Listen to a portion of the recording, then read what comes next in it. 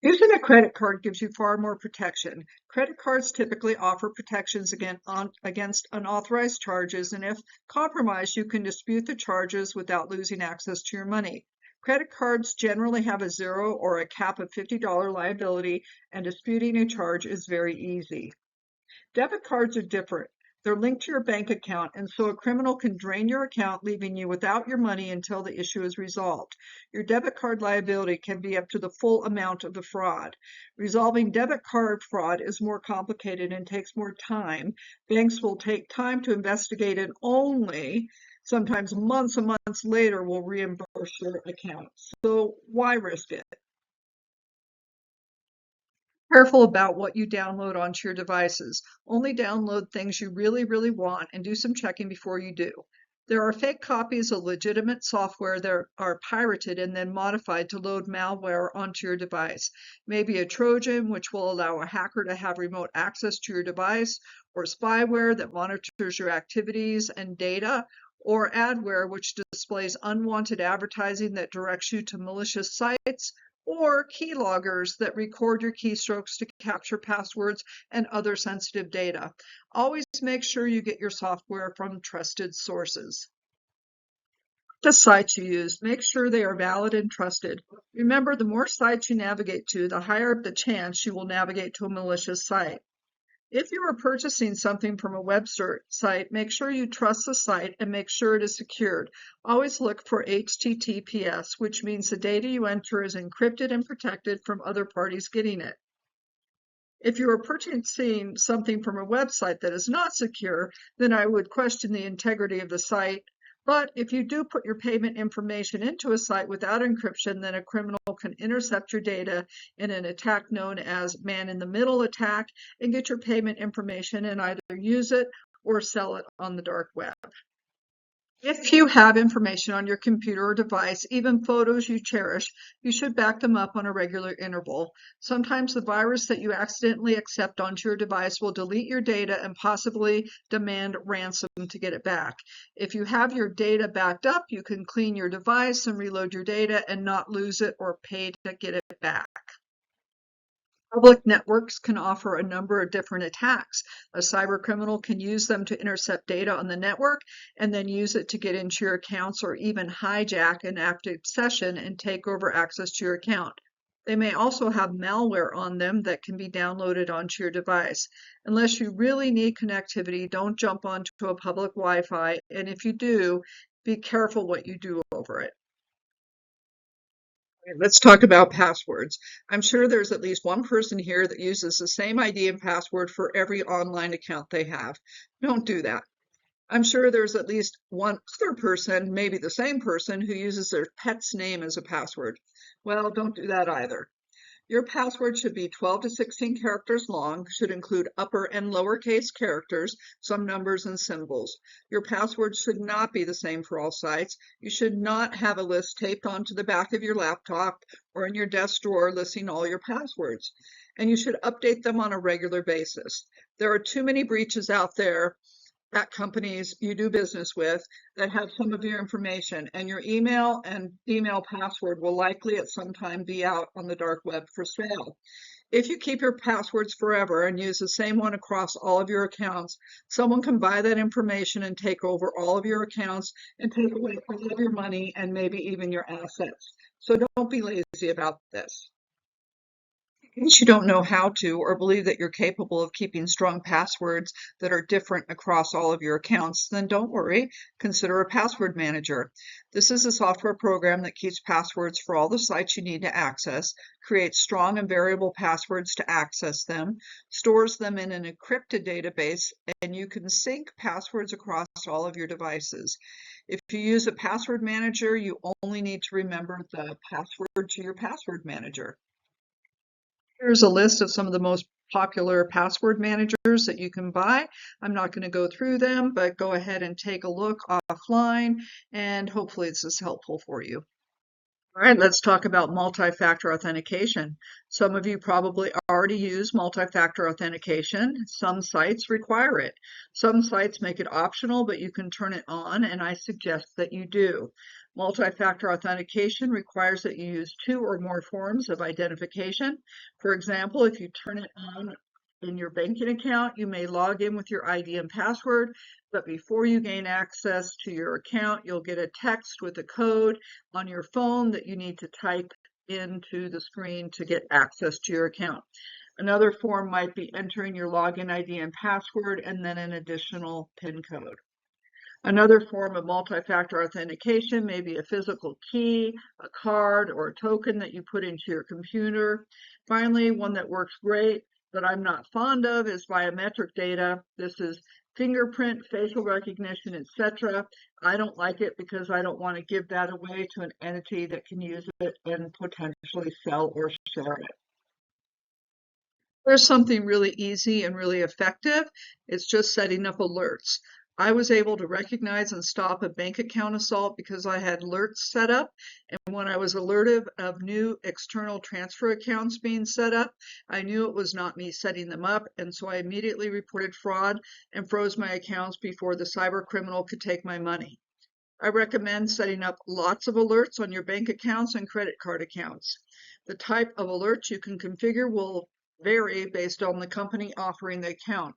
Common alerts are on transaction amounts above a certain threshold, changes to account access, low balance alerts, attempted money transfers, ATM use, payment method changes, shipping address or additions or changes, think like Amazon, or credit report changes, think like a new credit application being submitted under your name.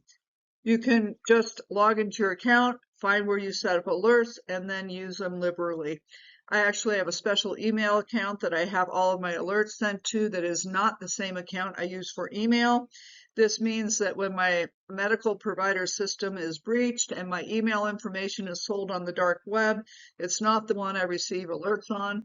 So a criminal won't be able to go in and intercept my alerts, keeping me in the dark on nefarious activities. Antivirus software is something you buy and load onto your devices. This software will continuously or periodically interrogate your device by scanning it to find vulnerabilities. Generally, these will be viruses or malware that got onto your device. The software will isolate suspect files and remove them, not allowing them to steal your information. This software will also interrogate software you might try to download and block the download. The benefits should be obvious based on what it does. However, just to be clear, it protects against malicious software like viruses, worms, trojans, ransomware, spyware, etc., and either keeps them off of your device or stops them from executing and removes them. This keeps the data on your device and the activity you do on your device secure and private. It will also alert you when you navigate to a suspect website and will tell you it is unsafe and will alert you to suspicious phishing attempts. Here are some popular antivirus options. I'm not going to go through them, but when you look at your options, consider your budget and your cybersecurity needs. Firewalls basically sit in between you, your home network, and the rest of the world, the external world, and they prevent unauthorized access into your network, and they also look for suspicious activity and prevent malware attacks. So I'm not going to go into all of the benefits. They're listed here. It's a good thing to have, but let's talk a little bit more about them. Here are some popular firewalls for home use. They're all network firewalls. There are different types of firewalls, but for home use, network firewalls are generally adequate. I'm not going to go through these, but oftentimes some of your devices, like Google Nest, comes with a firewall. VPNs are something that most home users don't know as much about. They're basically a secure private tunnel connecting you to the internet. The best way to describe a VPN and what it brings to the table is to contrast your data's journey without and then with a VPN. If you do not use a VPN, your data goes from your device to your ISP, Internet Service Provider, which is probably Comcast, Verde Valley Internet, or some other company, to the internet.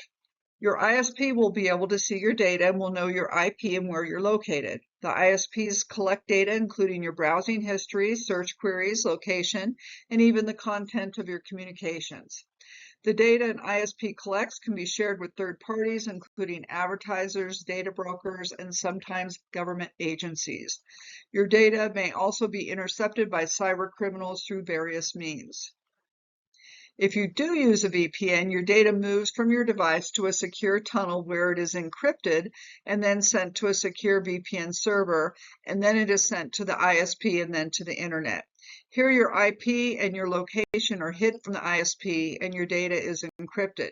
It is more difficult for a cyber criminal to intercept data going through a VPN. All right, once again, I'm just going to offer some popular VPNs that you might want to consider. I'm not going to go through them, but the information is here should it be helpful to you. So let's say you did everything you could and you still have your data stolen, and someone starts using your identity to run up bills, drain bank accounts, open new credit card accounts, and maybe even redeed your real estate. Where do you turn? Well, it is super complicated to navigate through a stolen identity situation and very expensive.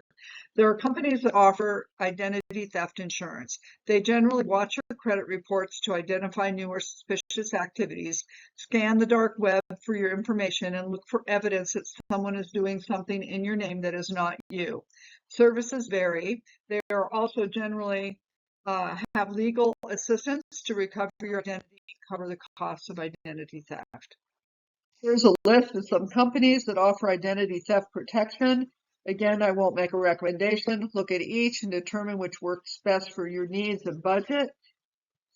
All right, so this is the end of our discussion on cybercrime and how to protect yourself. But because privacy is also at risk these days, I wanted to go into just a little bit about how to protect your privacy. First of all, let's look at your phone. Know that your phone is a tracking device and it will spy on you.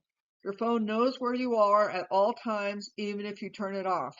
Your location can still be retrieved. The only way to totally stop tracking is to put your phone in a Faraday bag. Your phone is also a spy. If you have Siri on it, she's always listening. How many of you with an iPhone have had a random conversation about something and then you start seeing ads for that random something?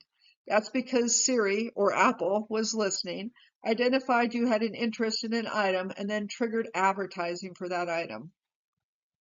Your camera and microphone can also be activated remotely to listen and watch.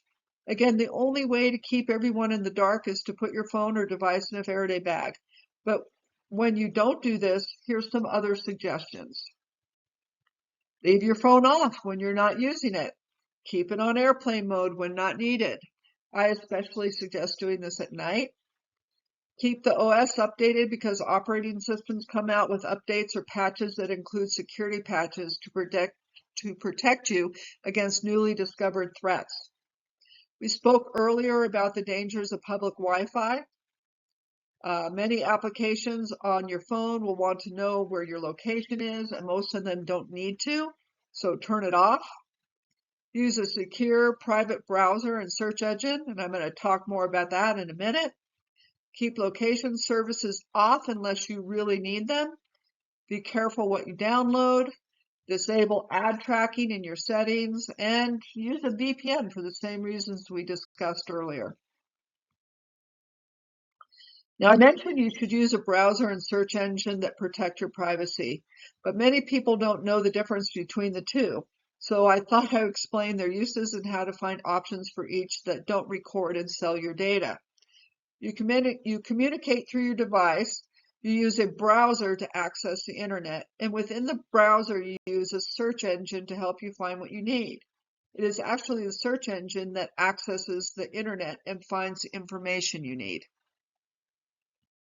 To go a little deeper, the browser that is the thing that accesses the internet, and it will display web pages and run applications. If you type a full website URL into your browser, then you will go directly to that site. You will not go through the search engine. If you misspell your URL or you only enter a partial URL, then it will be up to the search engine to look for options that might meet your needs. One of the things that makes me crazy is the term, I'll Google it or go Google it. That is the last thing you should do. You should not use Google. You should look for a private browser that does not collect and sell your information or data. Some options are shown here. Firefox, Safari, Brave, those are the big popular ones. There's also a few others listed. The search engine is the thing that goes out to the internet and finds information for you based upon what you put into the search query. Search engines are biased and people can pay to have their sites prioritized and show up first in the return results. And search engines can censor sites and not return them in the search results. My same pet peeve fits here. Do not Google it. Use a private search engine that does not collect and sell your data. There are some private search engine options listed here. DuckDuckGo, Start Page. I just use DuckDuckGo. It's very popular and I like it. So now we've talked a lot about cyber crime, ways to protect yourself, and ways to protect your privacy. Let's go into a Q&A session.